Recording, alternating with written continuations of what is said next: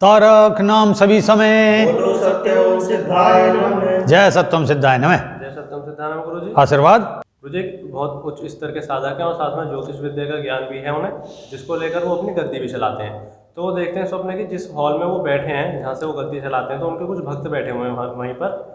तो 2-3 लड़कियां भक्त बैठी हैं परिचित, और उनसे कहते हैं वो चाय बना लाओ। तो साधक जी जो है वो हॉल से बाहर जाते हैं, तो देखते हैं कि तो लड़कियां इशारा करती हैं कि फर्श पे एक कीड़ा चल रहा है। तो वो कहते हैं कि कीड़े को वो अपनी उंगली से साइड कर देते हैं। तो जैसे वो साइड करते हैं, देखते हैं कि कीड़े के 4 पंख हैं, छोटा सा कीड़ा है, और चारों पंखों से एक ज्योति प्रज्वलित होने लगती है, प्रकाश सा उठने लगता है और वो धीरे धीरे ऊपर उठने लगता है। तो वो साइड कर देते हैं, तो और उड़ के वो कीड़ा बाहर जाने की कोशिश करता है, तो वो जाली पे अटक जाता है। तो अपनी उंगली से उसे निकालने की कोशिश करते हैं, तो उन्हें ऐसा लगता है कि उनकी जो ये वाली उंगली है उस पर वो काट लिया उसने। तो ऐसा महसूस होता है जैसे डंक घुस गया हो उसमें। तो बाहर जाके देखते हैं तो बारिश होकर निपटी होती है, मिट्टी का फर्श है, कुछ गड्ढे से हुए रहते हैं। तो अपनी उंगली को उसमें रगड़ के पहले साफ करते हैं और फिर अच्छे पानी से, स्वच्छ पानी से धोते हैं उसे, और धो के देखते हैं कि कहीं उसमें विष तो नहीं घुस गया। तो विष निकालने की कोशिश करते हैं। फिर अंदर हॉल में आते हैं वो, और आके देखते हैं कि जो चाय रखी हुई है, जो जिन्होंने कहा था कि आप चाय बना लो अपनी भक्त से, लड़की भक्त से, तो वो चाय ठंडी हो चुकी है। उन्होंने कहा कि चाय तो ठंडी हो गई और मैंने तुमसे कहा था कि तुम चले जाओ, और तुम गए भी नहीं अभी तक। और इस तरह से कुछ उनका स्वप्न पूरा होता। जैसा कि ये पूरा एक अलग टाइप का स्वप्न है, जिसमें कई अर्थ भी हैं। प्रत्यक्ष में भी वो गद्दी चलाते हैं, भजन पूजन वाले हैं, रही क्रिया योग के मास्टर हैं, अपना चीज़ से जुड़े हुए। तो ये सब रखने का अर्थ तो हो गया धार्मिकता। और उसी संबंधित जब उनके पास लोग आते हैं, वो किस चीज़ को लेके आए? वे लेके आए अपने प्रश्नों के समाधान के लिए। तो उनके अंतर्मन में ये चल रहा है कि क्या मैं जो कर रहा हूँ, जो मैं ये गद्दी चला रहा हूँ, इसमें मतलब मैं कहीं सही आंसर दे पा रहा हूँ या नहीं दे पा रहा हूँ, और या इस सब का कोई लाभ है, या भविष्य में किस प्रकार का लाभ होगा, या जो ये सब लोग बाग आ जा रहे हैं इनमें कोई दान की महिमा या कोई इनमें किसी प्रकार की ज्ञान की पिपासा आदि है या नहीं।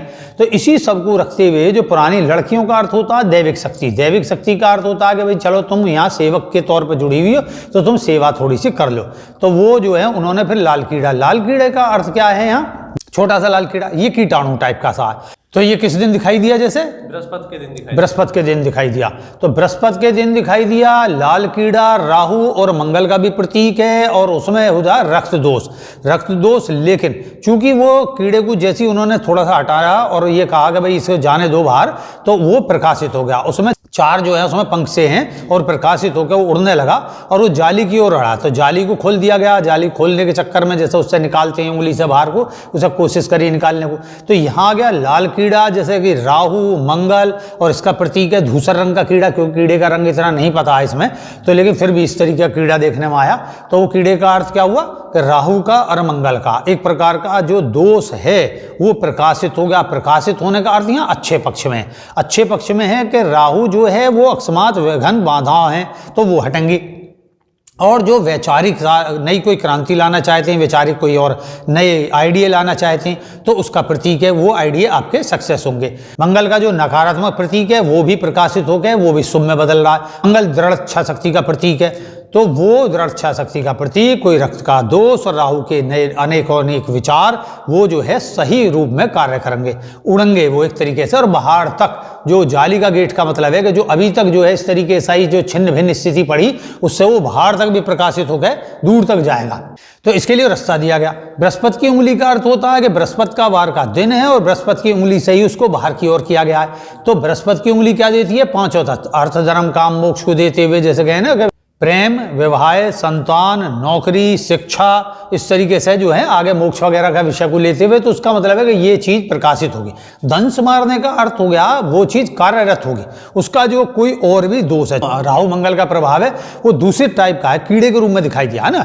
तो परिणाम स्वरूप के कुछ दोष है, उसको आप बाहर जैसे गए तो बारिश होकर निमट चुकी है। बारिश का मतलब हो गया कि जो भी कोई प्रकोप वगैरह है वो निमट चुका, और गादल रूप में गड्ढे हैं तो उन्होंने गड्ढे में पानी से उसे धोया और फिर रक्त को निकाला। रक्त को निकालने के बाद उन्हें लगा कि भाई ये कोई चीज ऐसे है, घटना घटे, तो स्वच्छ पानी से भी धोआए, अर्थात पूरी चिकित्सा हो गई इस संबंधित। और लौट के जब आए तो जो चाय मंगाई अर्थात वो प्रसाद है या इस तरीके का, वो भी ठंडा हो गया है। तो उसका मतलब है कि जो वो ठंडा होने का अर्थ है कि जो शरीर में एक प्रकार का जैसे तरल जाता था उस माध्यम से जो गर्मी बनती थी उसका भी दोष समाप्त हो गया। लोगों से कहा जो व्यर्थ के केवल प्रश्नों को लेकर वहां बैठे हुए, तो उनको कहा कि भाई तुम गए नहीं यहाँ से, तुम जाओ। तो इसका मतलब है एक प्रकार की आपकी गद्दी, आपके जो फॉलोअर्स, जितना भी चीज है उसमें नया संशोधन आने वाला है, नई विचारधारा पे आपकी इच्छा शक्ति प्रबल होने वाली है और नए विचार को लेकर आप प्रोग्रेस करोगे, ये इस चीज का अर्थ है।